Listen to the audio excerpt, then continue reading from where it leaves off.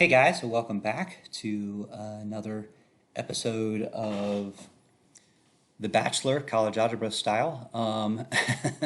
This is section 1.7. This is the second part of section 1.7. The first video covered the use of interval notation and also how to solve linear inequalities. We're not doing these guys at all, and we're not doing this guy at all. So this video will deal with solving compound inequalities and also solving absolute value inequalities. So these are the two that we're going to talk about in this video. Okay? So compound inequalities, what exactly is a compound inequality? That's an inequality in which x is related both greater than and less than, maybe equal to on either side, doesn't matter from that standpoint. But our goal with all of these compound inequalities is to isolate x in the middle. X should only be in the middle. If you've got x's running around other places, that's fine, but you need to get x in the middle, right? When you're solving a one-sided equation or a two-sided equation or inequality, it doesn't matter which side x is on, but for these compound inequalities, x must be in the middle, okay? So what are we going to do? We're going to take this 1 less than 2x, less than or equal to 2x plus 3 less than 11, and we're going to subtract 3 everywhere. You must subtract it from the middle to get rid of the 3, but then you need to subtract it on the right hand side and on the left hand side to keep the balance. Okay, so there's kind of three sides, if you will. There's a middle and a left and a right. When you do adding, subtracting, multiplying, dividing, you must do it to all three. Same thing when you divide by 2, and if you divide by a negative, these inequalities flip, but in this case it's positive, so I get negative 1 less than or equal to x less than 4. Okay, so my solution set is negative 1 less than or equal to x less than 4. As interval notation, we write negative 1 to 4, including negative 1, not including 4. And on the number line, we write a negative 1 here. Here's 0, 1, 2, 3, 4. We write a 4 like that. Probably write a little bit neater, negative 1. And then usually we shade in between just to make it emphasize to say these are the numbers we want. All the numbers between negative 1 and 4, not just the integers, right? All the numbers. So 0, 1, 2, 3, those are great, but so is 1.5, so is pi, so is square root of 2, right? All those numbers are in here. Okay? So that's all you do. You do the same rules as you would normally do with the one key. Okay, this is the key step here. You got to keep x in the middle. So if x is anywhere else, you got to bring it to the middle. Okay? So as we've been doing lately, here's a second problem. I would like you to pause the video at this point and try this problem to the best of your ability, and then when you're finished, start it back up and I'll walk you through it. Okay? All right, so what's your first step here to solve this? Hopefully you subtracted 5 from everywhere. Again, all three parts. And so you get 7 minus 5, which is 2. 5 minus 5 is 0. You get a negative 3, don't forget the negative sign. And then this is less than 13, 18 minus 5. We're going to divide everything by negative 3. If you divide by a negative, what happens? All these signs change to positive, this one changes to positive, these change to negative, but these signs change also, the inequality signs change also, negative 2/3 x, and then greater than negative 13 thirds. Obviously negative 13 thirds is less than negative 2/3, so this makes sense. Interval notation. This is our answer, but remember, that is the smallest number. That's smaller than negative 2/3. 13 thirds is negative 13 thirds is smaller than negative 2/3. And so what that means is when you write this in interval notation, the smaller number always goes first, the bigger number always goes second. So because these point in a direction, it doesn't matter which side the negative 13 thirds and the negative 2/3 is on, as long as it's pointing in the right direction. These always point to the smaller one.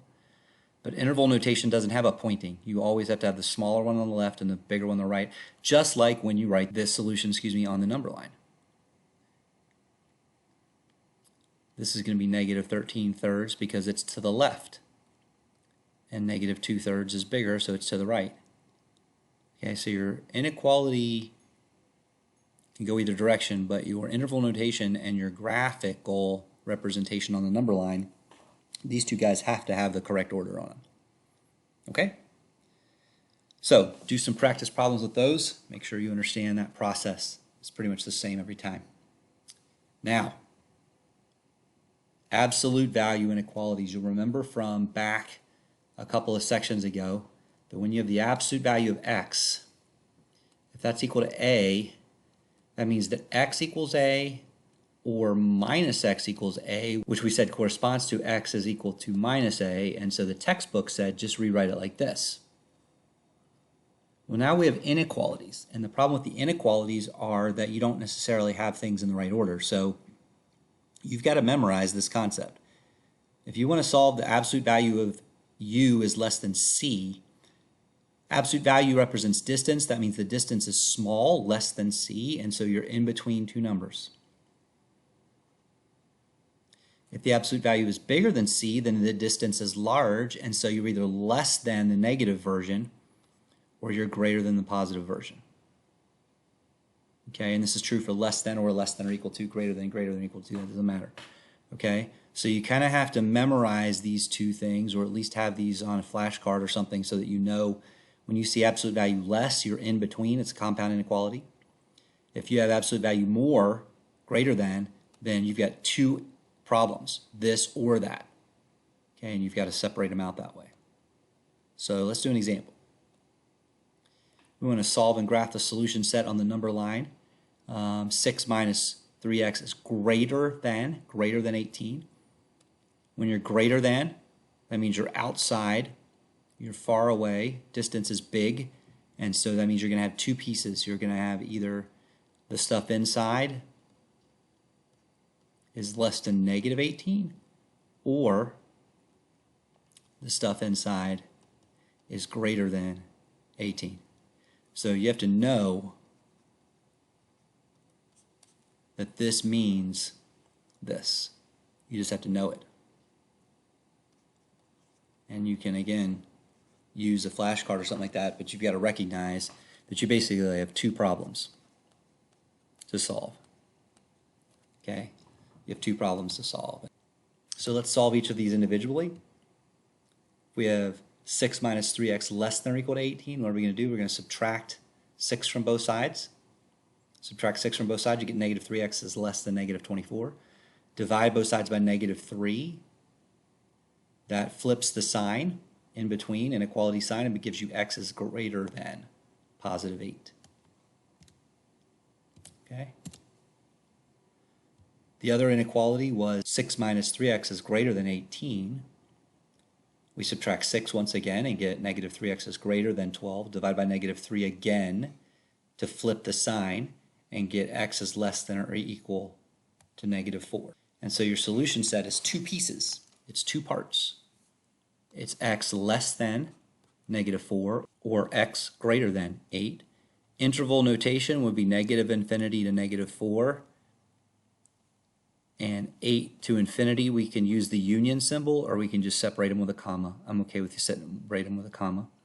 And then on the number line, you have two parts, negative 4 to negative infinity up to negative 4, and above 8 to infinity. Okay, so that's how you handle an inequality when you have the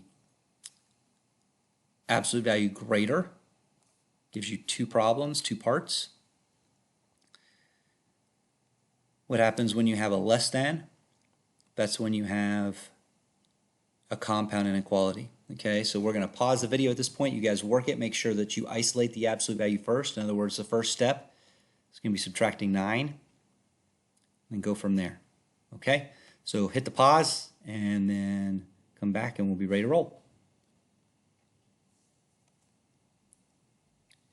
Okay, so hopefully you got this first step anyway. You get absolute value of 3 minus 4x is less than 7. And then again, how do we break this up? We break this up not into two pieces this time, but we say we have a compound inequality. Negative 7 is less than 3 minus 4x is less than 7. Okay, so we're going to subtract 3 everywhere. It's just like the problem we did at the beginning of this video, you get negative 10 less than negative 4x less than 4. And now if you divide by negative 4, what happens? All these signs switch, and this becomes positive 5 halves, reducing 5 halves, x and negative 1. And so on your number line, remember, negative 1 is below 5 halves. So you're in between those two. And then, of course, negative 1 to 5 halves is your interval notation as well. And that's your answer. So again, inequalities can point in a direction, so it doesn't matter which order you get it in, but your order's got to be correct for interval notation or for the graph. Okay? So that's all we got. And keep practicing, working, and let me know if you have any questions. Thanks.